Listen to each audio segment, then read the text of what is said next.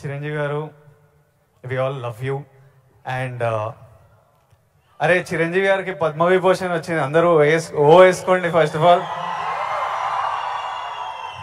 మీకు తెలుసా అసలు ఇండిపెండెన్స్ వచ్చినప్పటి నుంచి ఇండియాలో ఒక 300 మందికి వచ్చింది పద్మవిభూషణ్.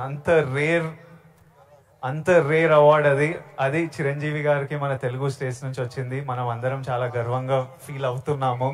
సో చిరంజీవి గారికి చప్పట్లు అందరికి. First of all let's celebrate. Thank you Vijay. ఇప్పుడు చిరంజీవి గారు, నేను క్వశ్చన్లకు వచ్చేస్తా.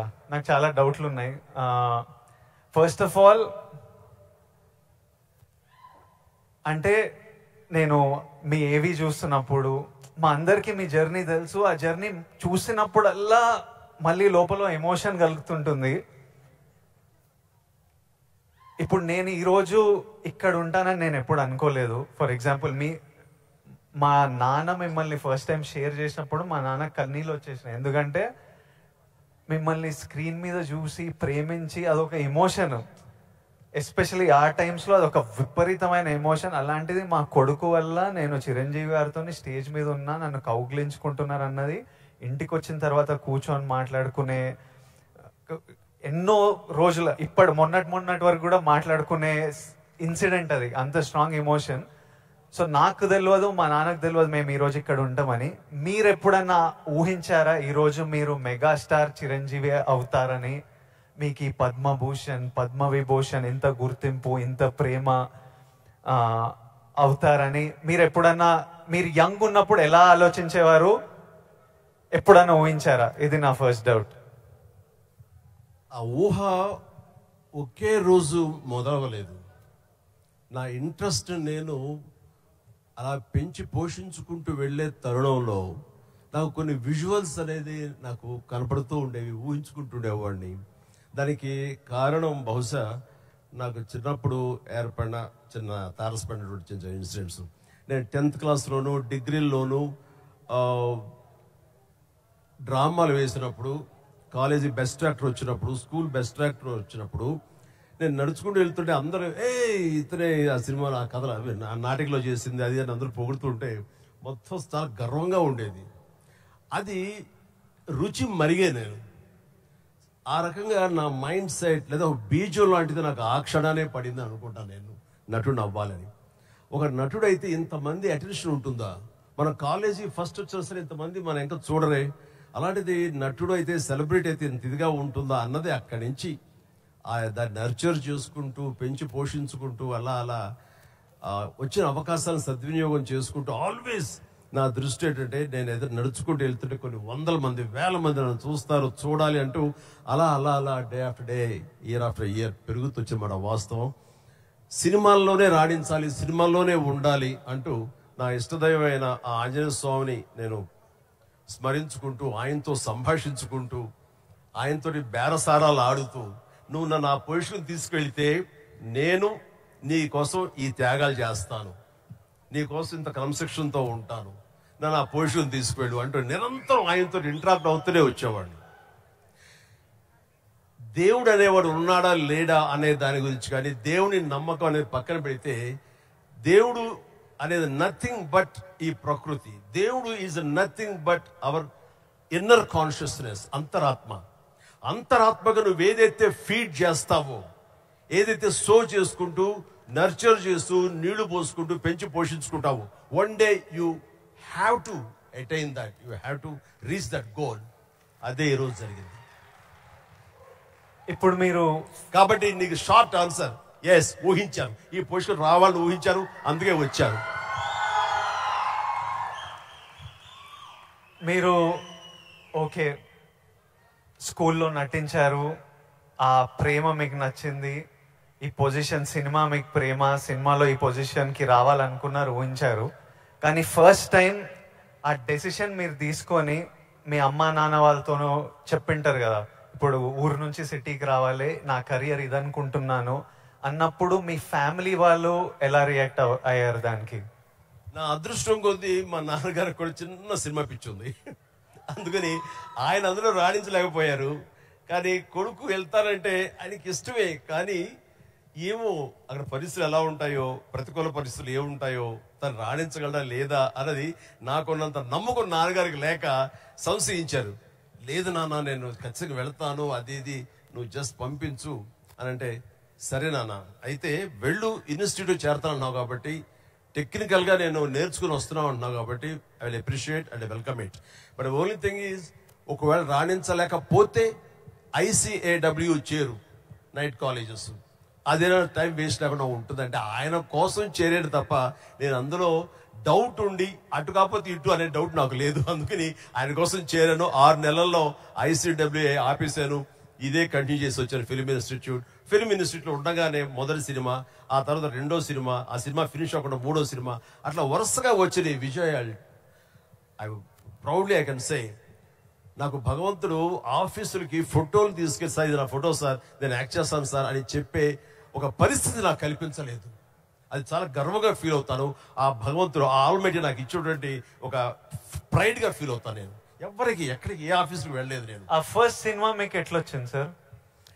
అది కూడా కాకతాళీయం. అంటే ఇది చాలా మంది తెలిసేమో అనుకుంటున్నాను. నేను మళ్ళీ చెప్పరా వద్దా, ఆపేద్దామా? సరే చెప్తాను అయితే. ఓకే, నేను ఇన్స్టిట్యూట్ చేరుతున్నాను 78 మేకి నా ఫిల్మ్ ఇన్స్టిట్యూట్ కోర్స్ అయిపోతుంది. 1978కి 77 ఇనీషియల్ అంటే జనవరి ఆ ప్రాంతంలో నా స్నేహితుడు సుధాకర్ అని, వాడు మంచి అవకాశం వచ్చింది. కానీ పునాది రాళ్ళు అనే సినిమాలో 5గురిలో ఒక వేషం చేయాల్సి వచ్చింది. ఆ వేషం చేస్తే నా సినిమాలో నువ్వు చేయలేవు, వద్దు అని భారతీ రాజా గారు అన్నారు. నాకు వెళ్ళి వాళ్ళ దగ్గర నో చెప్పాలంటే భయంగా ఉంది. నువ్వు కొంచెం వస్తే గనక నేను నో చెప్తాను, కొంచెం ఉంటుందంటే వాడికి భరోసాగా పదరా వెళదాం అని చెప్పి వెళ్ళాను. అండ్ వెళితే చేయాలంటే అదేట్లాగా సడన్ గా మేము ఫిబ్రవరిలో పెట్టుకున్నాం షూటింగ్, రాజమండ్రిలో అన్ని సెట్ చేస్తాం, రాకపోతే ఎట్లాగా అది దానికి లేదంటే నాకు గొప్ప అవకాశం వచ్చింది. కిళకే పోగు రైలు, తూర్పుకు వెళ్ళే రైలు అని ఆ సినిమా తమిళ్లో. అండ్ దానికి సరే ఏమైతే చేయడండి మావాడు, అనవసరం వాడు కెరీర్ పాడు చేయకండి, పదరా అని వచ్చాను. ఆగే ఒక నిమిషం, నువ్వు చేస్తావా అని. నేనా, నా ఫిల్మ్ ఇన్స్టిట్యూట్ మేక్ అవుతుంది, అప్పుడుగా నేను చేయకూడదు, ఇట్స్ కమిట్మెంట్ అని మ్యాండేట్ అన్నాను. ఆ తర్వాత 2వ రోజు వచ్చి నా ఇంటి ముందు కూర్చోరు వాళ్ళు. కాదు ఎవరు లేరు, నువ్వు చూస్తుంటే కొంచెం బాగున్నావా చెయ్యి అని చెప్పేసి. సరే మాకు కాలేజ్ ఇన్స్టిట్యూట్లో మాకు ఈ స్క్రీన్ టెస్ట్ల కోసంగా ఒక రోజు వెచ్చిస్తాం. సో మనం ఇది అవకాశం ఎందుకు తీసుకోకూడదనే ఉద్దేశంతో నేను సరే వస్తాను అన్నాను. అది ఫిబ్రవరి మంత్. ఫస్ట్ టైం రాజమండ్రిలో నా పేరు మార్చుకుని కెమెరా ముందు నిలబడింది ఆ సినిమా. ఆ సినిమా పూర్తి అవ్వలేదు, ఆ షూటింగ్ జరుగుతుండగానే అందులో నా యాక్టింగ్ చూసి కానీ, నా ఎంతూజాజం చూసి కానీ, అందులో ఉండే అసోసియేట్ ప్రాణం ఖరీదు అనే సినిమా కూడా అసోసియేట్ అతను చెప్పాడు క్రాంతి కుమార్కి, సార్ సినిమా చేస్తున్నాము, మనం చూడండి మన క్యారెక్టర్ అంటే. ఆయన నన్ను పిలిచారు, బ్రహ్మాండం ఉంది, ఓకే రఫ్ అండ్ టఫ్ గా ఉన్నాడు, మనకు కావాల్సిన క్యారెక్టర్కి, పాలేరు క్యారెక్టర్కి బాగానే ఉంటాడు అని చెప్పి ఆ సినిమా షూటింగ్ జరుగుతుండగా బాపు గారు ఈ రాజమండ్రికి స్కౌటింగ్ వచ్చారు మనూరి పాండవుల సినిమాకి. ఆ సినిమా షూటింగ్ లో నన్ను చూసి మనం అనుకునే క్యారెక్టర్కి, ఆ రఫ్ క్యారెక్టర్కి ఈ అబ్బాయి బాగుంటాడే అని వాళ్ళు బుక్ చేస్తారు. ఆ సినిమా చూస్తే బాలచంద్ర గారు మహానుభావుడు, గొప్ప డైరెక్టర్. ఇట్లాగా సినిమా తర్వాత వచ్చింది. ఇదంతా కూడా దైవ సంకల్పం. I bound to be here in this position.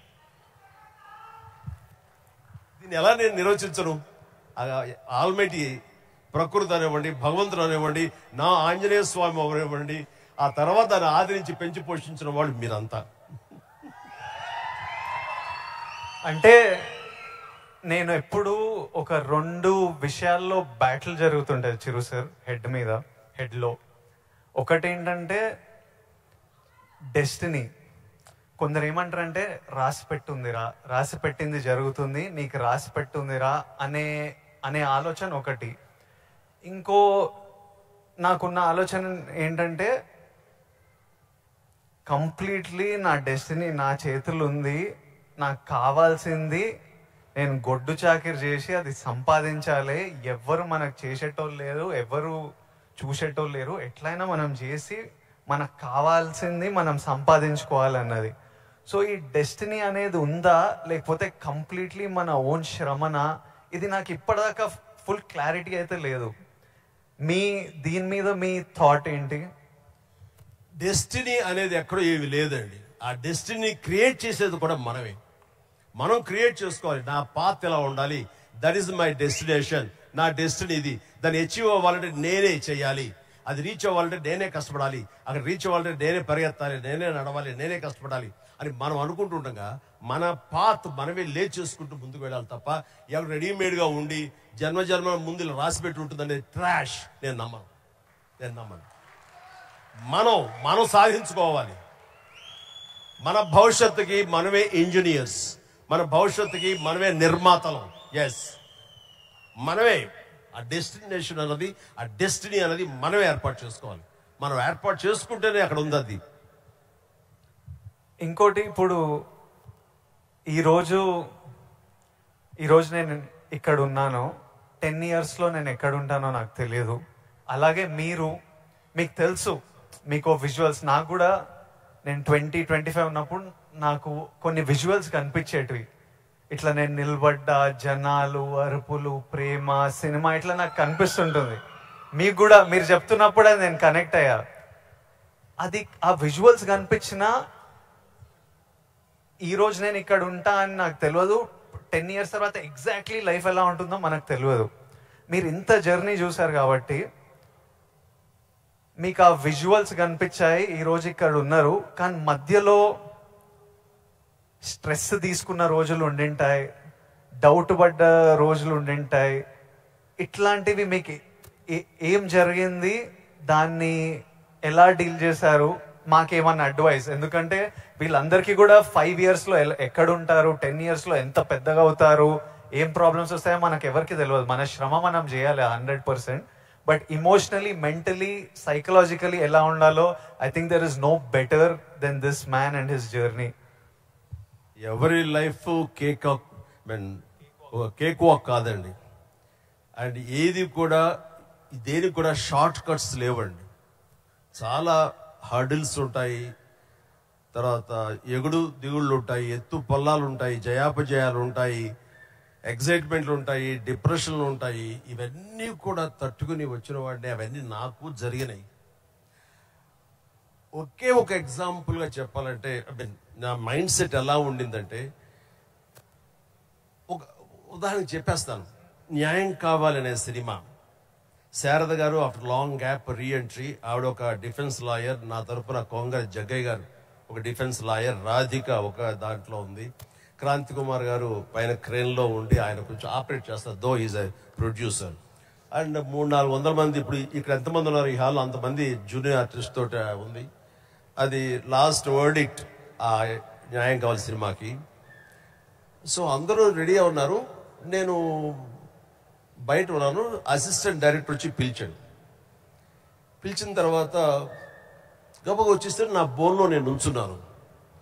అందరూ ముందు ఆయన, ఏంటంటే మేము కూడా పిలవాలా, వచ్చిన పని ఉండారా మీరు, ఏంటంట అప్పుడు సూపర్ స్టార్ అనుకుంటున్నారు మీరేమన్నా, ఉండండి ఇది పెద్ద పెద్ద యాక్టర్లు లేరా, జగ్గయ్య గారు, శారద గారు అనేసరికి ఒక్కసారి గుండె పిండేసెట్ అయింది విజయ్. ఇందులో నా తప్పే ఉంది, బయటే ఉన్నాను, ఫ్లోర్ బయట, వాళ్ళు పిలిచారు, వచ్చాను, కూర్చున్నాను, ఎదురు తప్పేంటి, ఎందుకు అలా అరుస్తాడు, పైగా క్రెయిన్ పైన ఉండేసరికి ఆయన అరుపులు అందరికీ వినపడుతున్నాయి. అలాగే కామ్ అయిపోయాను. ఆ రోజు మధ్యాహ్నం భోజనం చేయబుద్ధి కాలేదు. సాయంత్రం ఇంటికి వెళ్ళిపోయిన తర్వాత నా ల్యాండ్ ఫోన్ వచ్చింది. నేనే క్రాంతి కుమార్ని మాట్లాడుతున్నాను. చెప్పండి సార్. ఏం లేదు, శారద జ్ఞాపక శక్తి లేకో ఏవో తెలియదు, ఫిల్మ్ తినేస్తుంది. అప్పట్లో కోట 400 లేదా 500 అడుగులు మాత్రమే ఇచ్చేవాడు రోజుకి. ఆయన స్ట్రెస్లో ఆయన ఉన్నాడు, ఆయన కోపాన్ని దాన్ని నా మీద చూపించుకున్నాడు. బట్ అది కాదు నన్ను ఎంత నిర్వీర్యం చేస్తుంది, ఎంత డిప్రెస్ చేస్తుంది, ఇంతమంది ముందు నేను ఎంత అవమానానికి గురవుతాను అనుకున్నాను. కానీ ఆయన అన్న మాటలు, అవమానం అన్ని పక్కన పెట్టి ఒక్క మాట మాత్రం నా మైండ్లో ఉండిపోయింది. అప్పుడు మీరు సూపర్ స్టార్ అనుకుంటారా అని. ఎస్, అయి చూపిస్తా.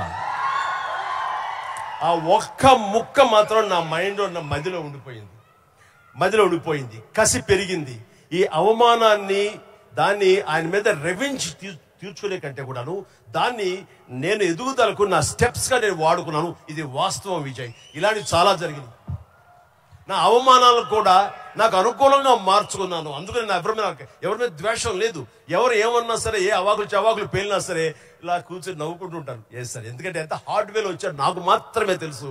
అంత హార్డ్వేర్ వచ్చాడు నాకు ఇవన్నీ తట్టుకో నా దాకా రాదు. That's it.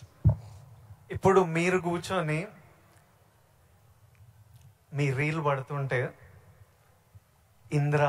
ఇంద్రాలో మీరు చూసింటారు, చూడాలనిలో మిమ్మల్ని మీరు చూసినప్పుడు మీకు ఏమనిపిస్తుంటారు సార్? ఇప్పుడు ఇంద్రాలో షోరీల్లో మీరు చేసిన ఇప్పుడు 25 years నుంచి లాస్ట్ 25-30 yearsలో మీ సినిమాలన్నీ డిఫరెంట్ ఏజ్ గ్రూప్లో మీ మెంటాలిటీ డిఫరెంట్గా ఉండింటుంది. అప్పుడు మీ ఇమోషన్స్, మీ స్ట్రగుల్స్ డిఫరెంట్గా ఉండింటాయి. మీ టెన్షన్లు ఏదో సినిమాకి. ఇప్పుడు నాకు ఈరోజు ఫ్యామిలీ స్టార్ రిలీజ్ అవుతుంది. నా షోరీలు ఎప్పుడైనా వేసినప్పుడు నాకు ఎవడే సుబ్రహ్మణ్యంది పడుతుంటే ఆర్ పెళ్లి చూపులది పడుతుంటే నాకు సడన్ గా ఆ రోజు నేను ఎంత భయపడుతున్నా నాకు గుర్తొస్తుంటది. అంత భయపడాల్సిన అవసరం లేకుండానే అని ఇప్పుడు అనిపిస్తుంది. కానీ ఆ రోజు ఎవరైనా వచ్చి చూస్తారా సినిమా, మన ఫ్యూచర్ ఏంటి, ఆ ఫస్ట్ సినిమాలు ఉంటాయి కదా. కొన్ని సినిమాలు చూసినప్పుడు అర్జున్ రెడ్డి అప్పుడు చూసినప్పుడు అప్పుడు ఎంత ర్యాష్గా ఉండేవాడిని, యంగ్ ఉండేవాడిని, మన జుట్టు వేరేలా ఉంటుంది, మన బాడీ వేరేలా ఉంటుంది, మన ఫీచర్స్ వేరేలా ఉంటాయి.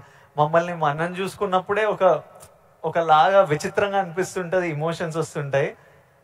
అలాంటిది మీరు ఇవన్నీ iconic films, for example Indra అయితే మేమంతా అసలు mad about Indra. Most of your films మీకేమనిపిస్తుంటది మీరు చూసినప్పుడు? నాకు పెద్ద తేడా ఏం లేదు. ఇప్పుడు మ్యూజిక్ వేసి వేడబిట్ ఏమంటే వేసేస్తాను. ఇప్పుడు అప్పట్లో అలా వేసారు, ఇప్పుడు చూస్తుంటే ఇప్పట్లో అప్పట్లో ఆ రెండు నాకు ఇష్టం లేని పదాలు. ఎందుకంటే అప్పట్లో అన్నావంటే ఇప్పట్లో నువ్వేం లేనట్టే అని అసలు అట్లా అస్సలు కాదు. ఇప్పుడు ఇంకెక్కడో ఉన్నారు.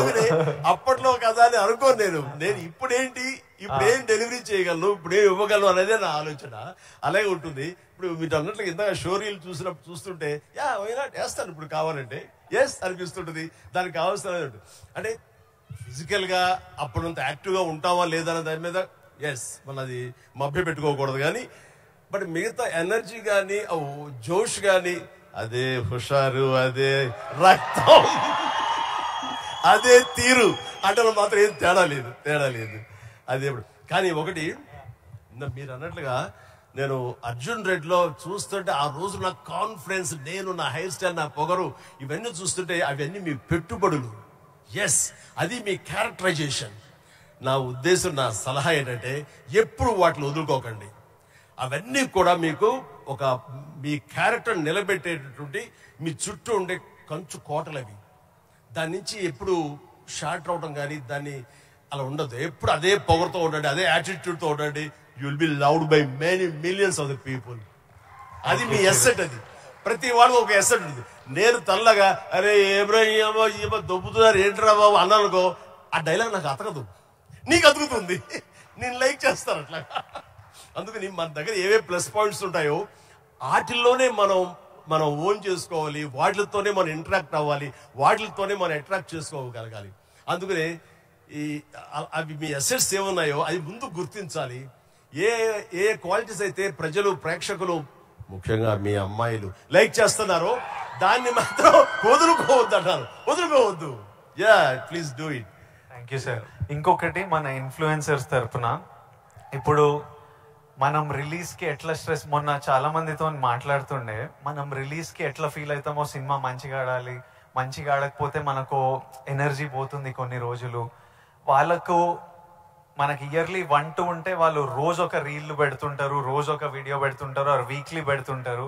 పెట్టిన ప్రతిసారి వాళ్ళకి ఆ రీల్ ఎంత రీచ్ అయింది, ఎంతమంది చూసారు, ఎన్ని లైక్లు వచ్చాయి, వీటి మీద చాలా స్ట్రెస్ పడుతుంటారు. మళ్ళీ మనకు క్రిటిసిజం వచ్చినట్టు వాళ్ళకి క్రిటిసిజం వస్తుంటుంది. సో నన్ను అడుగుతున్నారు, మీరు ఎలా డీల్ చేస్తారు ఈ క్రిటిసిజంతో? మనకు సినిమా నడవనప్పుడు ఇష్టం వచ్చినట్టు అందరు మాట్లాడుతుంటారు, అది పార్ట్ ఆఫ్ లైఫ్. వాళ్ళకి ఇంకా మీరు వచ్చినప్పుడు ఇది ఇంకోటి, మీరు వచ్చినప్పుడు ఇట్లా సోషల్ మీడియా ఇలాంటివి లేవు.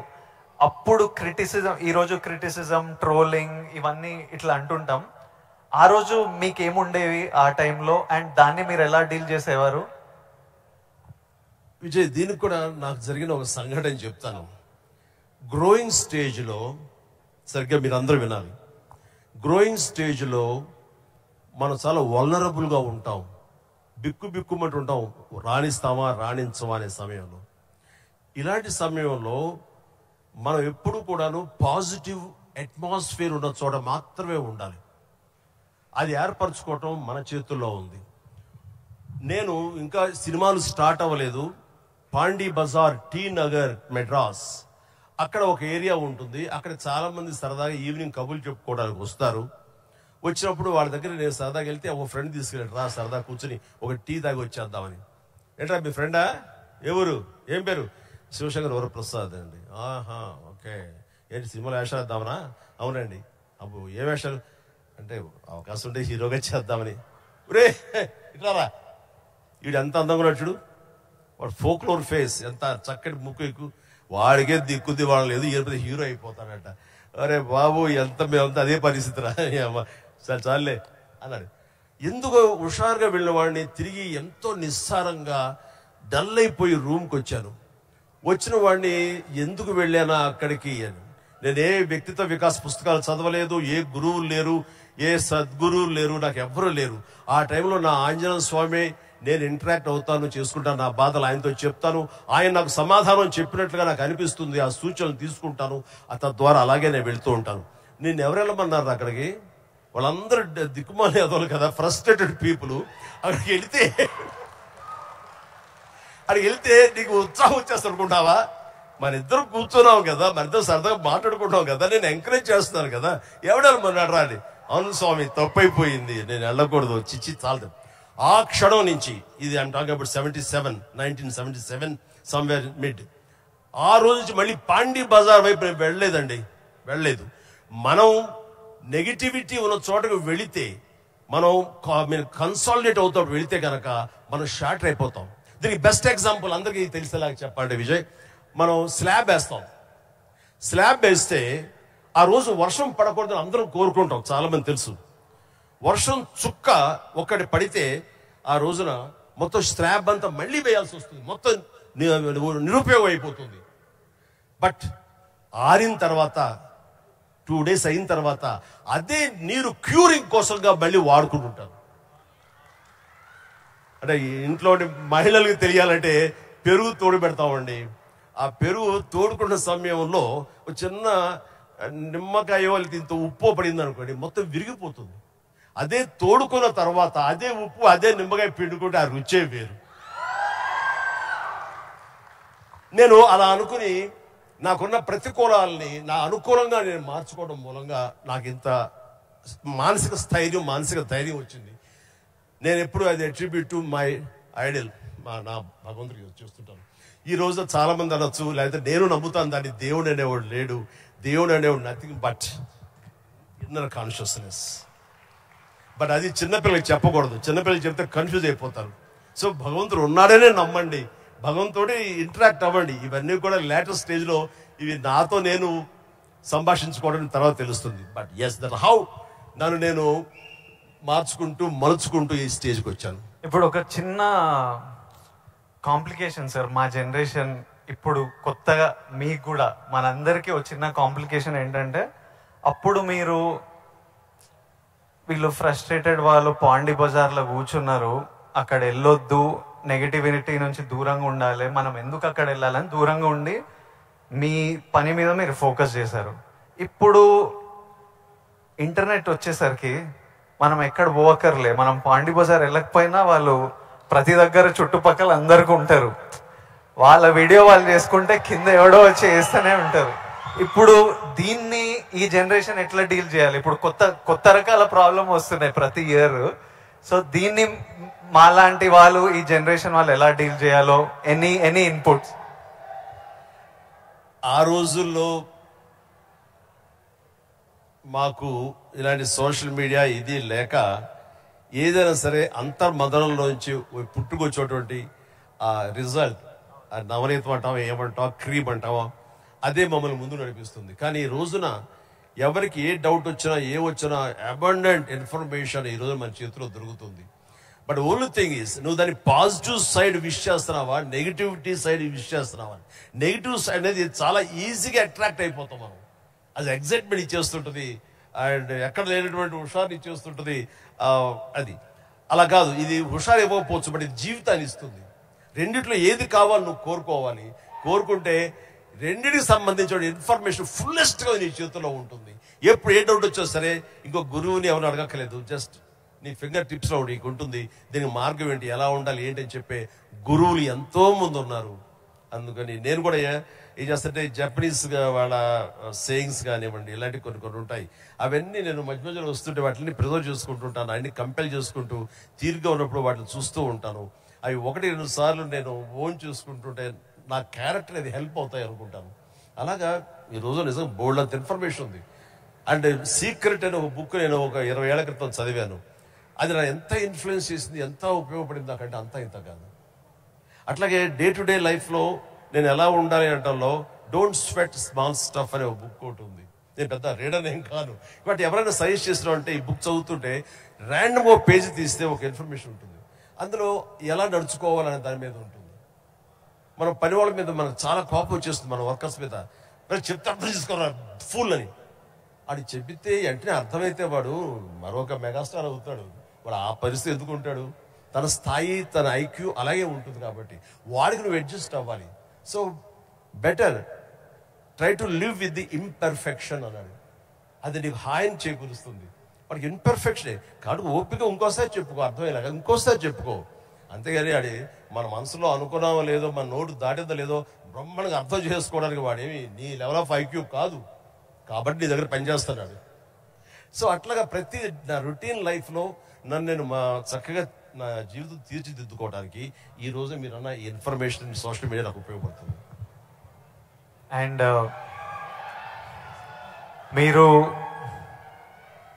మీరు మెగాస్టార్ అవ్వకముందు మీరు కూడా ఒక మిడిల్ క్లాస్ ఫ్యామిలీ నుంచి వచ్చారు. వీళ్ళంతా మీరు ఈ సక్సెస్ చూసే ముందు all of you have come from struggling families, wanting to change your life, wanting big dreams. We wanted to know, I personally wanted to know, మీకు మీ ఇప్పుడు mega star, mega family, huge family, అందరికీ మీరు guiding light, founder, origins. ఇవన్నీ అవ్వకముందు మీకెవరు ఒక family star? మీ family star ఎవరు? Course మా నాన్నగారే నా ఫ్యామిలీ స్టార్. నాన్నగారు ఎవరికైనా సరే ఆయన ఫ్యామిలీని ఎలా చూసుకుంటారు అనేది నేను ఆయన దగ్గర నుంచి నేర్చుకున్నాను. నాకు మా ఫ్యామిలీ హీరో అయినా, నా ఫ్యామిలీ స్టార్ అయినా మా నాన్నగారే. మా అమ్మకు 5-6 మంది చెల్లెళ్ళు ఉండేవాళ్ళు. మా తాత చనిపోయారు, వీళ్ళ దిక్కులేని వాళ్ళు అయిపోయేవాళ్ళు. మా నాన్నగారికి అరాకొరా జీతం అయినా సరే ఆ జీతంలో వాళ్ళ మరదలను కూడా చేరదీసి అందరికీ పెళ్లిళ్ళు చేసి వాళ్ళందరినీ తన బిడ్డలా చూసుకున్నారు. కనిపించింది ఫ్యామిలీ వాల్యూస్ కాపాడుకోవడానికి ఒక వ్యక్తి అనేవాడు నిర్ణయించుకుంటే వాళ్ళకి ఎలాంటి ఢోకా లేదు. అందుకనే నేను కూడా ఫ్యామిలీస్కి ఎంత విలువిస్తాను అనేది నేను సురేఖ కలిపి ఫ్యామిలీ ఎంత ఎదిగినా ఎవరి ఫీల్డ్లో వాళ్ళ ఎంత హైట్స్కి వెళ్ళినా ఒక్కొక్క అకేషన్లో మనందరం కలిసిగా మనం ఉండాలి. ఆ 3-4 days మనం కలిసి ఉండటం మూలంగా మళ్ళా ఉండే ఇన్హిబిషన్స్, భేషజాలు, చిన్న అరాకొర ఉండేటువంటి మిస్అండర్స్టాండింగ్స్ ఇవన్నీ కూడా సమసిపోయి మనం ఎంతో మళ్ళీ మన బాండింగ్ చాలా స్ట్రాంగ్గా ఉంటుంది. సో ఇదే విధంగా మనం వెళ్ళొచ్చు అంటాను. మన ఈ మధ్య సంక్రాంతికి అలాగే కలిసాము. దానికి ఎన్ని నెలలు ఎఫర్ట్స్ ఉన్నాయో తర్వాత పక్కన పెట్టి అందరూ సెలబ్రిటీసే కాబట్టి. బట్ దాని రిజల్ట్ ఏంటి, అమెరికా మేము వెళ్ళినప్పుడు ఏమంటే ఆ ఫోటో చూస్తుంటే ఇంత బిజీ పీపుల్ ఇలా కలిసి సంక్రాంతి బాగా స్పెండ్ చేస్తున్నారే, మనం ఇలాగే ఉంటాము, మనం కూడా అనుకుని కలవచ్చు కదా, ఎందుకు కలవం అనేది ఆ ఫోటో మాకు ఎంత ఇన్ఫ్లుయెన్స్ చేస్తుంది. ఆ పిక్చరు ఇది మీరు ఎంత గ్రేట్ మెసేజ్ ఇచ్చారు మీరు అనేది అంటుంటే వావ్ థ్యాంక్ యూ అనుకున్నాను. మీరందరూ కలిసి సెలబ్రేట్ చేస్తుంటే మేమంతా చాలా ఎంజాయ్ చేస్తాం. మీరు దోశలు చేస్తుంటారు అందరి కోసం. మీరు ఎలాంటి సినిమాలు చూడడానికి ఇష్టపడతారు Chiru sir? What films do you enjoy watching?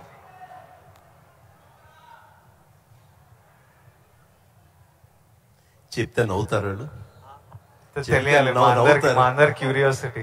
ఎందుకంటే మా ఇంట్లో నవ్వుతారు. అది మిక్కీ మౌస్, లార్ల్ అండ్ హార్డీ, ఇలాంటి సినిమాలన్నీ చూస్తుంటాను. అండ్ ఇది మన ఇలాంటి సినిమాలన్నీ కామెడీ సినిమాలు చూస్తుంటాను.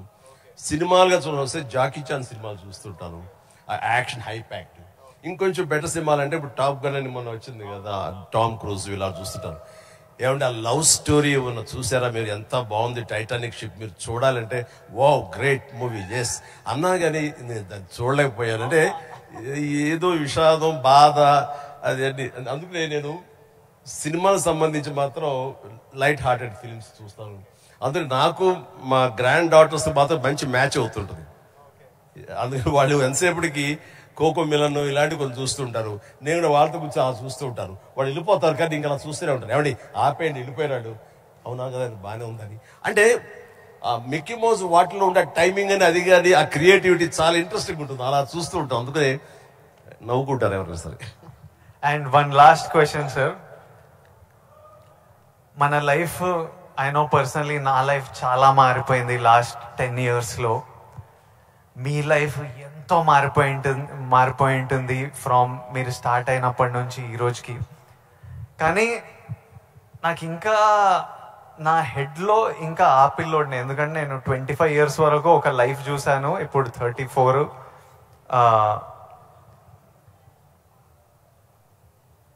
ఐ వాంట్ నో, ఇంకొన్ని అలవాట్లు అలా ఉండిపోతాయి. ఫర్ ఎగ్జాంపుల్ కొన్ని మిడిల్ క్లాస్ అలవాట్లు, అలానే మీరు ఎంత లగ్జరీ ఎంత డబ్బు చూస్తున్నా కొన్ని హ్యాబిట్స్ అలా ఉండిపోతాయి. ఫర్ ఎగ్జాంపుల్ నేను ఇప్పటిదాకా నా షాంపూ బాటిల్ అయిపోతే ఇంకా దాంట్లో నీళ్లు నింపి ఇట్లా షేక్ చేసి పోసుకొని అప్పుడే బాటిల్ పడేస్తాను, లేకపోతే నా వల్ల కాదు పడేయడం. అట్లాంటిది మీకేం హ్యాబిట్స్ ఉన్నాయి ఈ రోజు వరకు? నా మనసును టచ్ చేసావు. నేను నా గోడు చెప్పుకుంటాను. లైట్లన్నీ ఆన్ చేసి వెళ్ళిపోతానండి, నేను మళ్ళీ వెళ్ళి అన్ని ఆఫ్ చేసుకుంటూ వెళ్తానండి. టెల్ మీ ఒక 5 చెప్పండి ఇలాంటివి. అలాగా తర్వాత హీటర్ ఆన్ చేస్తారు, గీజరు, అంత స్నానం అయిపోతే వెళ్ళిపోతాను. నేను ఎత్తుక్కుని గీజరు ఆన్ చేస్తాను. ఇప్పుడు టెన్షన్ ఎక్కువైపోయి ఏం చేస్తారంటే నా మొబైల్లోనే మా ఇంట్లో ఉండే ఆల్ లైట్స్, ఏసీస్ ఇవన్నీ. మీరు నమ్మరు, ఇవాళ చరణ్ ఏదో బ్యాంకాక్ వెళ్ళిపోయాడు. వెళ్ళిన తర్వాత ఆవిడ ఫ్లోర్ క్లోజ్ చేశారు. ఏమైనా లైట్లు ఆన్ చేసి వెళ్ళిపోయారు ఏంటో చెప్పేసి మొబైల్ యాప్ ఓపెన్ చేసి, అరే చాలా 5-6 లైట్లు ఆన్ చేస్తున్నాయి, ఎవరి కోసం ఇవి చూసుకోరు వ్యవహారాలు అని చెప్పేసి మొత్తం అంతా కలిపి అన్ని ఆఫ్ చేసుకుని వచ్చాను. దీన్ని మిడిల్ క్లాస్ మెంటాలిటీ అంటారు. ఇది అవసరం. ఈ రోజున వాటర్ కూడా ఎక్కువ. Yes, thank you. ఈ రోజున నువ్వు అంటున్నావు నువ్వు షాంపూ చెప్పావు కదా, నేనేం చేస్తాను చెప్పనా? అయిపోయిన సోపులన్నీ కలిపి గట్టిగా కంప్రెస్ చేసి, ఇది నిజమండి, నమ్మరు, ఇది చెబితే. సో ఇలా నీళ్లు పోసుకునే కుదించి ఆఖరి షాంపూ అది నేను వాడతాను. అందుకనే ఆయన చెప్పగానే ముందు నాకు చాలా రిలేట్ అయ్యాను నేను. సో సోప్ ముక్కలన్నీ కలిపి కంప్రెస్ చేసి అదో సోప్ లాగా వాడి అది వాడతాను. అంటే ఇది మన మెంటాలిటీ అలా ఉంది, అలా చేయాలి. ఈ రోజున అలాగే వాటర్ కూడా నేను చెప్తాను. ఈ వాటర్ క్రైసిస్ రాబోతున్నందుకు ఈ మధ్య మేము బెంగళూరులో హౌస్ కట్టామండి. బెంగళూరులోని ఎంత నీటి ఎద్దడి ఉందని మీకు అందరికీ తెలుసు. అక్కడ ఇంకుడు గుంటల్లాగా పెట్టి వాటర్ని గ్రౌండ్లో ఆ వాటర్ బెడ్స్ మెయింటైన్ చేయడం కోసం ఎవరు ప్రయత్నాలు చేయలేదు.